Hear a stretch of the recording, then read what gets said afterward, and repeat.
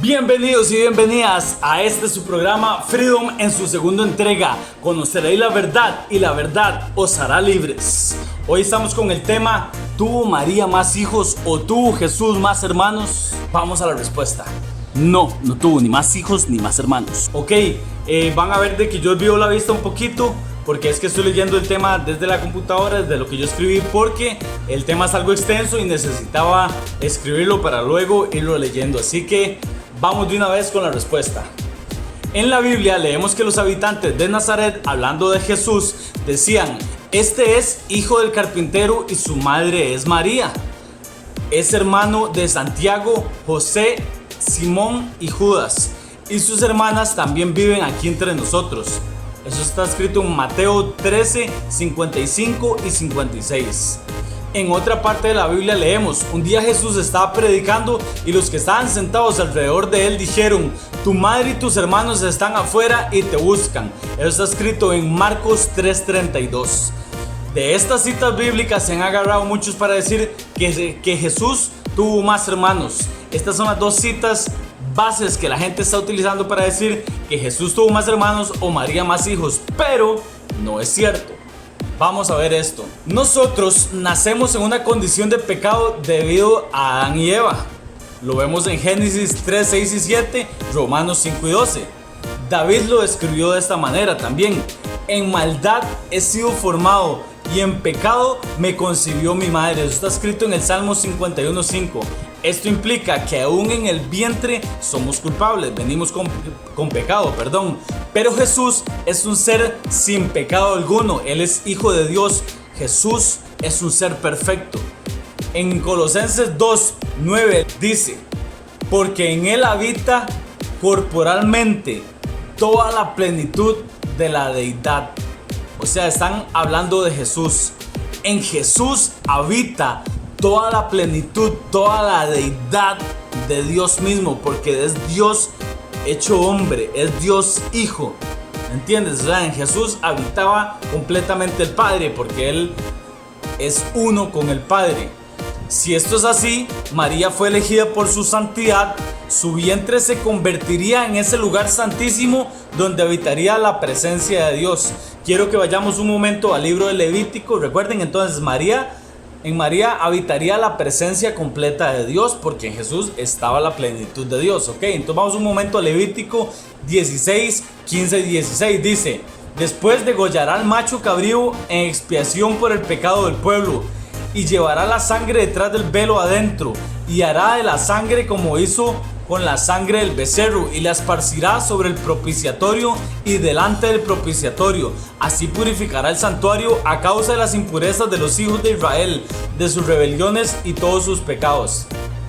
Esto es una descripción de lo que hacía el sacerdote en los tiempos de antes. Dice que en el lugar santísimo solo podía entrar el sacerdote del pueblo. En ese momento era Aarón, en esto que estábamos leyendo.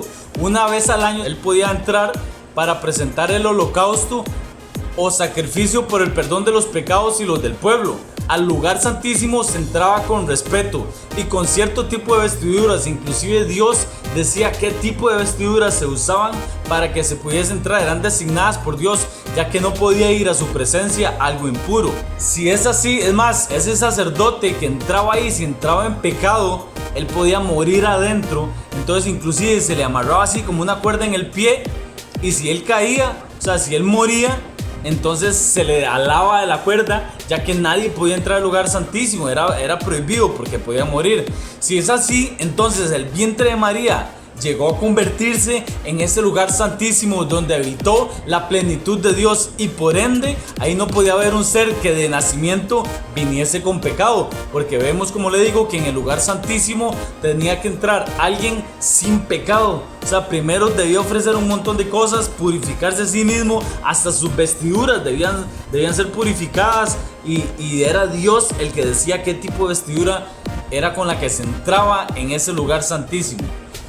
Entonces, Jesús en su tiempo hablaba el idioma arameo, que es como un dialecto del hebreo, y en las lenguas arameas y hebreas se usaba la misma palabra para expresar los distintos grados de parentesco cercanos, como primo, hermano, tío, sobrino o primo segundo. Y para indicar estos grados de parentesco simplemente usaban la palabra hermano o hermana.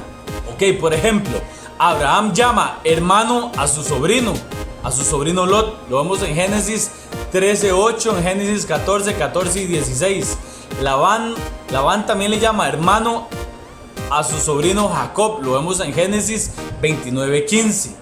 Es decir, en la Biblia no se usan palabras como tío o sobrino, sino que a los que descienden de un mismo abuelo se les llamaba hermanos.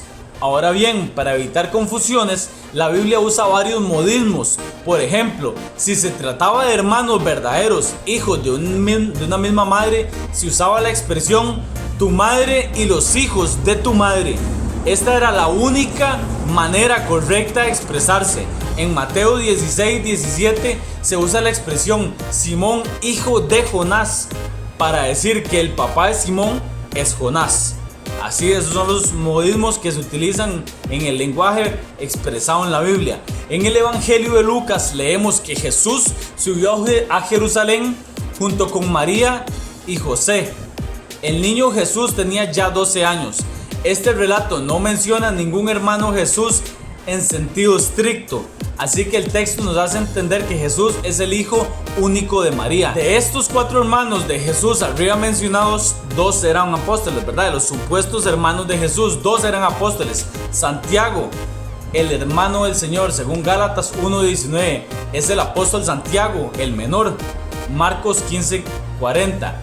Y Judas, servidor de Jesucristo y hermano de Santiago.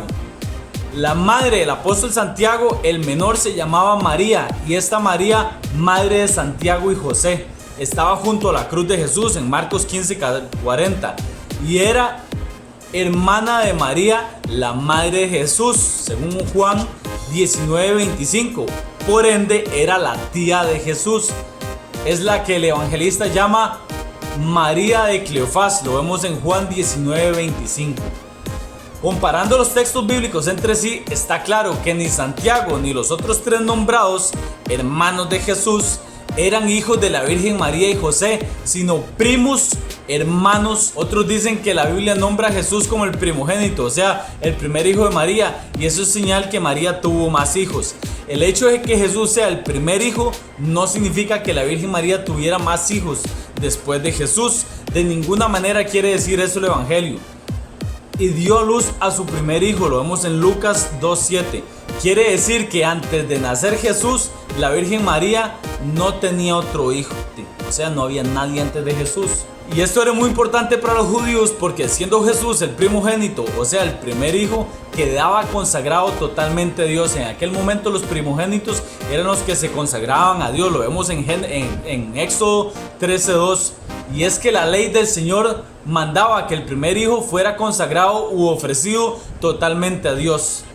Por eso Jesús, por ser el primogénito o primer hijo, ya desde su nacimiento quedaba ofrecido y consagrado totalmente a Dios. Así que de esta manera concluimos que Jesús no tuvo más hijos, simplemente eran parientes cercanos, y en la Biblia se utilizan estos modismos para decir a un primo, a un tío o un primo segundo, un primo hermano o primo segundo, se les llamaba también hermanos, los que eran más allegados de sangre.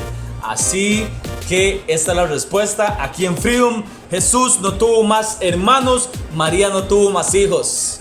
Espero sus comentarios también aquí en nuestro canal de YouTube, The King of Kings Entertainment CR. Los pueden dejar ahí abajito y vamos a estar leyendo y debatiendo. Pero como yo lo acabo de explicar, todo tiene una base bíblica y creo que está bien explicado. Que Dios les bendiga. Buena nota. Kadosh.